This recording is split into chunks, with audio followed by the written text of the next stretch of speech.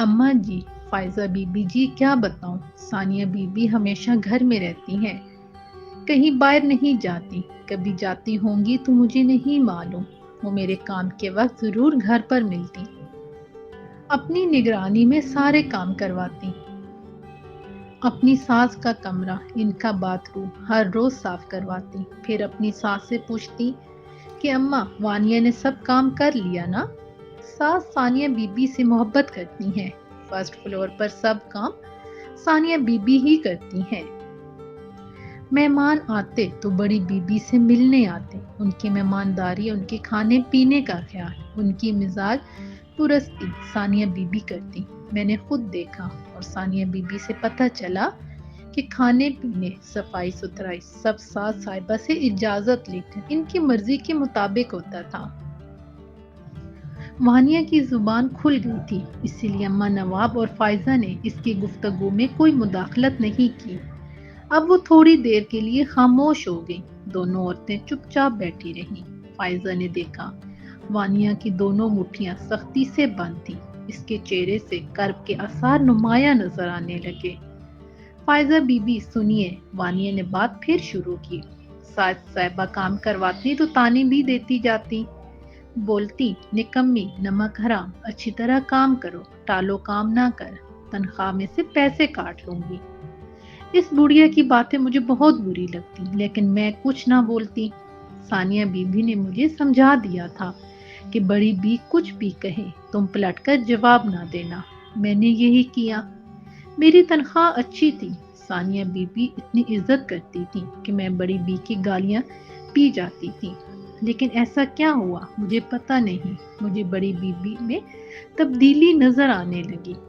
कैसी तब्दीली? फायजा की जुबान से भी साख्ता निकला। अम्मा ने हाथ के इशारे से आगे बात करने से रोक दिया। वानिया ने फायजा के टोकने के नजरअंदाज कर दिया। बात जारी रखी। मैंने महसूस किया कि बड़ी बी अब मुझे ना निकम्मी बोलती और ना ही कामचोर। वो अपना कमरा अच्छी तरह साफ करवाती, बाथरूम धुलवाती और 50 रुपए मेरे हाथ में थमा देती। कभी ज्यादा भी दे देती। कहती कि बस का किराया रख लो। मैं खुश हो जाती। ये रुपए मेरे लिए बड़ी नियामत थे। इस तरह 3 हफ्ते गुजर गए। अब कभी कभी बड़ी बी रात का बचा सालन भी मुझे दे दिया करती। एक दिन सालगिरह का केक भी खाने को मिला। बड़ी बी ने अपने हाथ से मेरे मुंह में केक डाला। फिर कहने लगी कि यहीं खा लो, घर लेकर नहीं जाना। फायजा ने मुझे खबरदार कर दिया था कि बड़ी बी बहुत मीठी छुरी है, जरा संभल कर रहना, वो कुछ भी कर सकती हैं। वानिया की आंखें अब खुश्क हो गई थी। इसकी गुफ्तगू में एतमाद आ गया था। बड़ी बी हर रोज मेरे घर के बारे में, बच्चों और शोर के मुतालिक कुछ न कुछ बात करती। उन्होंने एक बार नहीं, कई बार कुरेद कुरेद कर पूछा कि मेरा शोर माजूर कैसे हो गया। आज तक इतनी मोहब्बत से किसी ने ना पूछा था। मैंने तफसील से सारा वाकया बताया। एक बड़ी बिल्डिंग बनाने वाला ठेकेदार जो मालिक का भाई था, बड़ा जालिम था। डांट डिपट कर 20,000 दिए, काम से निकालना और उल्टा इल्जाम लगा दिया। ऊपर से मलबा गिरने की जगह सब मजदूरों को दिखा दी गई। उन्हें इस जगह से दूर रहने को कहा और बोला कि मेरे शोर को भी बता दिया था कि यहाँ खड़े ना होना। ये उसने गलत कहा था। अगर इसने मेरे शोर को खबरदार किया होता तो वो वहां से हट क्यों न जाता। बड़ी बी ने मुझसे हमदर्दी के लिए ठेकेदारों को जी भर के गालियां दी। बोलते बोलते उसकी जुबान फिर खुश्क हो गई। इसने खुद ही ठंडी बोतल उठाकर गिलास में पानी भरा और घूंट घूंट पी गई। फिर इसकी जुबान से एक फिक्रा निकला। आखिर वो मनहूस दिन भी आ गया। मनहूस दिन? फायजा की जुबान से बेसाख्ता निकल गया। हाँ जी, मनहूस दिन। मनहूस से भी ज्यादा खराब दिन। फायजा बीबी, अम्मा आप भी सुनिए। वानिया ने तख्त पर बैठे बैठे अम्मा नवाब की तरफ चेहरा किया, जो इनके पास ही बैठी थी, और इनका हाथ थामा। कभी इसकी गिरफ्त सख्त भी हो जाती थी। उस दिन सानिया बीबी लेडी डॉक्टर के पास गई हुई थी। मैं 4 महीने से इस घर में काम कर रही थी और ये पहला दिन था जिसमें सानिया बीबी घर पर नहीं थी। अम्मा नवाब, मुझे माफ करना, मैंने आपको पहले नहीं बताया, बल्कि झूठ भी बोला था। सुनिए। उस दिन वो बुढ़िया घर में अकेली थी। वो मुझे अपने कमरे में ले गई। कहने लगी, वानिया आज तेरा काम हल्का है, बल्कि काम है ही नहीं। मेरा कमरा ठीक है, बाथरूम भी साफ है। तू रोज काम कर करके थक जाती होगी। आज मैं तुझे बिरयानी भी खिलाती हूँ। बिरयानी भी शादी की। नीचे अकबर बेटा रहता है। इसकी बीवी से तो तुम मिली हो ना? कल रात इसकी छोटी बहन की शादी थी। खाना बहुत बच गया। मुझे भी अच्छा खासा मिल गया। तुम यहाँ पेट भर के खाना, अपने घर के लिए भी ले जाना। जी भर के सब खाएंगे तो मजा आ जाएगा। मीठे में गुलाब जामुन भी हैं, वो भी ले जाना। बड़ी बी ने रेफ्रिजरेटर खोलकर प्लास्टिक के एक बड़े शॉपर में से प्लेट भरकर चावल निकाले। इस पर चिकन की बड़ी बड़ी बोटियां रखी और किचन में रखे माइक्रोवेव ओवन में गर्म करके डाइनिंग टेबल पर रख दिया। बिरयानी वो भी शादी हाल से आई हुई। कमरा खुशबू से भर गया। मैंने दोपहर खाना खा लिया था। बिरयानी देखकर दिल ऐसा मचला कि प्लेट में निकाले सब चावल मजे लेकर खा लिए। कोक की बोतल से गिलास भरा, वो भी पी लिया और बड़ी बी के आगे सोफे पर बैठकर अल्लाह का शुक्र अदा करने लगी। मेरा तो पेट भर गया था। घर के लिए भी इतनी ढेर सारी बिरयानी मिलने वाली थी। बच्चों की रात भी ऐश में गुजर जाएगी। फाइजा बीबी सानिया बीबी ने कहा था कि बड़ी बी बहुत मीठी छुरी है। इनके लहजे में इतनी नरमी थी, इतना प्यार था। वो मुझसे ऐसे बात कर रही थी जैसे मैं नौकरानी नहीं, इनकी रिश्तेदार हूँ। वो कहने लगी, वानिया मेरे पैरों में बहुत दर्द है, सीढ़ियाँ चढ़ना नहीं चाहती। तुम ऊपर जाकर ये बिरयानी मेरे बेटे को दे आओ और कमरे से बाहर इसका बाथरूम है, उसे भी साफ कर दो। बस इतना सा काम है।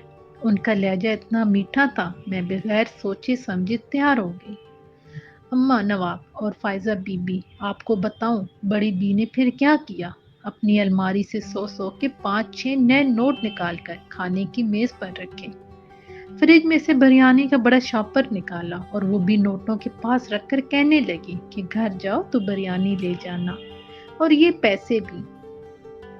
अब वानिया थोड़ी देर के लिए फिर खामोश होगी। अम्मा नवाब ने उसके सर को मजबूती से पकड़कर अपने सीने से लगा लिया। इसको इत्मीनान हो गया कि वो जिस घर में बैठी है वहाँ इसके खैर खा हैं, गम बांटने वाले। इसका तमाद लौट आया। इसने अपनी बात जारी रखी। मैंने बड़ी बी की दी हुई बिरयानी की प्लेट उठाई और सीढ़ियां चढ़कर ऊपर इनके बेटे को देने चली गई। मुझे क्या पता था मैं शैतानी चक्कर में फंस जाऊंगी। इनका बेटा एक चादर लपेटे बिस्तर पर बैठा था। मैंने खाने की प्लेट कमरे में रखी और वापस लौटने लगी तो इस शैतान ने अपने जिस्म को ढांकने वाली चादर उठाकर फेंक दी और तेजी से आकर अपनी बाहों में मुझे जकड़ लिया। मैं ऐसी सूरत हाल के लिए तैयार ना थी। इसकी मक्कार आंखें सुर्ख हो रही थी। इसके दोनों बाजों की पकड़ इतनी सख्त थी कि मैं इसके हाथ में झूल गई। अम्मा जी, मेरी कोई नेकी अल्लाह मियाँ को अच्छी लगी होगी। मेरे ज़हन में ख्याल आया। मेरे दिल से दुआ निकली, अल्लाह से रहम की दुआ, शैतान से बचने की दुआ। मैं हैरान हूँ और अल्लाह का शुक्र अदा करती हूँ कि मेरी जुबान से किस तरह ये अल्फाज निकले। ठहरो, जल्दी ना करो, कपड़े फट जाएंगे तो क्या पहनकर घर जाऊंगी। बाथरूम जाने दो, फिर देर तक तुम्हारे पास रहूंगी। मुझे याद नहीं बीबी मेरे अल्फाज क्या थे। मैंने ऐसा ही कुछ कहा होगा। वो मेरे जाल में आ गया। इसने अपनी पकड़ छोड़ दी। मैं पीछे 2 कदम हट गई। हाथ के इशारे से इसे रुकने को कहा। उसे यकीन हो गया होगा कि मैं बाथरूम जाकर वापस आ जाऊंगी। इस तरह मैं इसके कमरे से निकल गई। ये सब कैसे हुआ मुझे बिल्कुल नहीं मालूम। मैंने कमरे से निकलकर दरवाजे को दोनों पट खींचकर फौरन बंद किए और बाहर से बोर्ड लगा दिया। दरवाजा बहुत मजबूत लकड़ी का बना हुआ था। आसानी से खुल नहीं सकता था, ना तोड़ा जा सकता था। वो समझ गया कि मैंने इसको कमरे में बंद कर दिया है। वो दरवाजे से जोर आजमाई करके चीखने चिल्लाने लगा। माँ बहन की गालियां और जाने क्या क्या कह दिया। मैं इससे बचकर निकल गई। नीचे उतरने के लिए भागी, लेकिन मालूम हुआ सीढ़ियों से उतरने का गेट दूसरी तरफ से बंद था। बड़ी बी ने मेरे फरार होने का रास्ता रोक दिया था। بڑی خبیث عورت تھی۔ میں اس شیطان سے تو بچ گئی۔ وہ ذلیل آدمی کمرے سے چیخ چیخ کر مجھے گالیاں دے رہا تھا۔ پھر اس نے اپنی ماں کو آوازیں دی، اماں مجھے کمرے سے نکالو۔ وہ کمینی مجھے کمرے میں بند کر کے باہر بیٹھی ہیں۔ یہ لوگ اوپر نیچے فون پر باتیں کرتے رہتے ہیں۔ ہاں ہاں، فائزہ بیچ میں بول پڑی، مجھے معلوم ہے ان کے گھر میں انٹر کام ہے، یہ لوگ آپس میں باتیں کرتے رہتے ہیں۔ پھر کیا ہوا وانیہ؟ ہونا کیا تھا، بڑی بھی فون سن کر سیڑھیاں چڑھ کر اپنی بیٹی کی مدد کو آئی۔ بولڈ ہٹا کر وہ جیسی ہی آئی، میں نے اسے دھکا دے کر ایک طرف گرا دیا اور سیڑھیوں کے کھلے گیٹ سے نیچے اتر گئی اور لوہے کے دروازے پر بورڈ لگا کر ان لوگوں کے اترنے کا راستہ بند کر دیا۔ اب بیٹے کے ساتھ ماں کی زبان سے گالیاں سننے کو مل رہی تھی۔ بڑی بھی اتنی مکار عورت تھی، چیخ چیخ کر مجھے سنانے لگی، پولیس میں رپورٹ کروں گی، چوری کا پرچہ کٹواؤں گی، پیسے اور زیور چوری کر کے بھاگ گئی۔ میں وہاں سے فرار ہو کر آ گئی۔ بڑی بی کی میرے لیے میز پر رکھی بریانی اور نوٹ سب وہیں رہ گئے۔ اس کے بعد میں بس پکڑ کر کسی نہ کسی طرح اماں نواب کے گھر آ گئی۔ آگے کی بات اماں کو پتہ ہے۔ میں نے اماں سے جھوٹ بولا، جو کچھ ہوا اسے چھپا لیا۔ اب وانیہ پھر سے اماں نواب سے لپٹ کر زور زور سے رونے لگی۔ اماں نواب نے اس کی پیٹھ سہلائی۔ شکر کرو بچی، تم بچ گئی، انہوں نے کہا۔ اماں آپ ٹھیک کہہ رہی ہیں، وانیہ بے آبرو ہونے سے بچ گئی۔ اب آپ لوگ آگے کی سنو۔ جیسی کرنی ویسی بھرنی۔ مجھے ثانیہ نے بتایا کہ اس کے دیور علی کا دماغ پھر الٹ گیا۔ ایک روز اس نے اپنے علاج کی 2-3 دن کی دوا ایک ساتھ کھا لی تاکہ آرام آئے۔ سکون اور نیند کی دوا زیادہ ہو گئی تو وہ بستر پر ڈھیر ہو گیا۔ بعد میں اٹھا تو باتھ روم کی فرش پر گر پڑا۔ کولی کی ہڈی میں فریکچر ہو گیا۔ اس کے گرنے اور باتھ روم میں تڑپنے کو 8-10 گھنٹے گزر گئے۔ تب بھائیوں کو اور ماں کو پتہ چلا۔ جیسے تیسے کر کے ہسپتال لے گئے، آپریشن کر کے ہڈی سیٹ کی۔ اب وہ بستر پر معذور پڑا ہوا ہے۔ ماں اور بھائیوں کو گالیاں دیتا رہتا ہے، بڑبڑاتا رہتا ہے۔ ماں اس کو کھانا کھلانے جاتی ہے، اس کی گندگی صاف کرتی ہے اور روتی رہتی ہے۔ ثانیہ کہتی ہے وہ اب نماز پڑھنے لگی ہے، پہلی جیسی نہیں رہی، خاموش رہتی ہے۔ اماں نواب نے کہا، فائزہ کچھ بھی ہو، اللہ اس عورت پر کرم کرے۔ اماں آپ یہ سب کچھ جاننے کے بعد بھی اس کے لیے دعا کر رہی ہیں؟ اس ظالم عورت، اس سازشی بڑھیا کے لیے؟ فائزہ بولی۔ ہاں فائزہ، وہ ماں ہے، عورت ہے، اس کا شوہر زندہ ہوتا تو شاید یہ سب کچھ نہ ہوتا۔